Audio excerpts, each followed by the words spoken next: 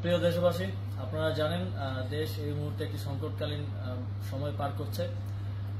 Fascist Sheikh হাসিনার বিরুদ্ধে এক দফা আন্দোলন এবং আন্দোলন পরবর্তী বিভিন্ন ধরনের সহিংসতার কারণে ইতিমধ্যেই আমরা ক্রান্তিকাল পার করছিলাম। আপনারা জানেন দেশের লক্ষ লক্ষ কোটি টাকা পাচার হয়ে গেছে, লক্ষ লক্ষ কোটি টাকা ঋণের মধ্যে দেশ রয়েছে। এই মুহূর্তে আমরা দেশের দায়িত্ব নিয়েছি, কিন্তু 15 দিনের মাথায় একটি বড় প্রাকৃতিক এবং একই সাথে মানবসৃষ্ট দুর্যোগের মুখোমুখি আমরা হয়েছি। প্রবল বৃষ্টিপাত এবং ভারতের অববাহিকায় ডম্বুর গেট খুলে দেওয়ার ফলে বাংলাদেশে হঠাৎ ফ্ল্যাশ ফ্লাডের আকারে সেটি ফেনী, কুমিল্লা, নোয়াখালী সহ দেশের প্রায় 10টিরও উপরে জেলায় আঘাত হানে।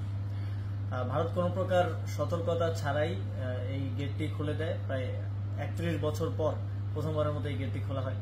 তো আমরা উদ্বেগ প্রকাশ করছি এবং একই সাথে সারা দেশের সকলকে জাতীয় ঐক্য গঠন করে এই সংকট মোকাবেলায় এগিয়ে আসার আহ্বান জানাচ্ছি। ঠিক যেভাবে ফ্যাসিস্ট সরকারের বিরুদ্ধে আমরা জাতীয়ভাবে সবাই ঐক্যবদ্ধ হয়ে লড়াই করেছিলাম, ঠিক একইভাবে দেশের জনগণকে যার যার জায়গা থেকে লজিস্টিক সাপোর্ট দিয়ে এই বন্যার্তদের পাশে দাঁড়ানোর আহ্বান জানাচ্ছি। আপনারা জানেন ইতিমধ্যেই আমাদের ত্রাণ ও দুর্যোগ ব্যবস্থাপনা মন্ত্রণালয় কাজ করে যাচ্ছে এবং যুব ও ক্রীড়া মন্ত্রণালয় থেকে আমাদের প্রায় 18,500 যে রেজিস্ট্রেড যুব সংগঠন আছে তাদেরকে আমরা নির্দেশনা দিয়েছি তারা যেন বন্যার্তদের পাশে দাঁড়ায়।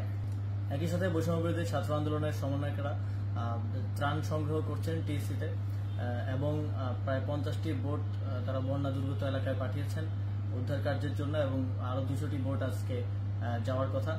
তো সার্বিকভাবে সারা দেশের জনগণকে আবার আহ্বান জানাই, যারা ব্যবসায়ী আছেন আপনাদেরকেও আহ্বান জানাই, দেশের এই সংকটকালে আপনারা এগিয়ে আসুন এবং এই পরিস্থিতি মোকাবেলায় সকলে ঐক্যবদ্ধ হয়ে সহযোগিতা করুন।